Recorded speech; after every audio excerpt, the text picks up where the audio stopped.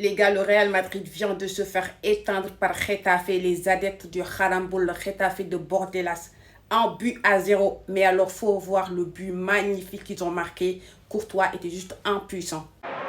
Attention le coup de tête. Oh, oh là là là là, mais quel bombasso! Ce soir, comme depuis le début de la saison, on a eu encore droit à un Real Madrid désorienté, désorganisé, un Real Madrid avec aucun fond de jeu, aucune identité de jeu.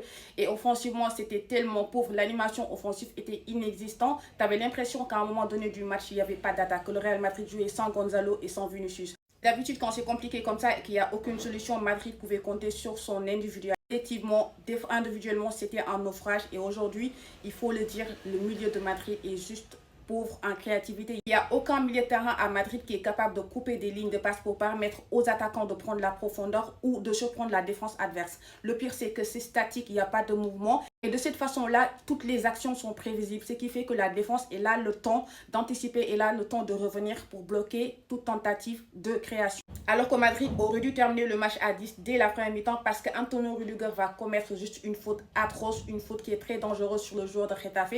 Mais encore une fois, l'arbitrage à Liga est juste scandaleux, il est juste désastreux parce que là, je ne comprends pas qu'il y ait ni carton jaune, ni carton rouge, ni vérification VAR. Cette défaite fait bien les affaires du Barça puisque Barcelone va reprendre 4 points d'avance sur le Real Madrid. Pensez jamais le Malola Bordelas, merci pour les travaux, merci pour le Harambol.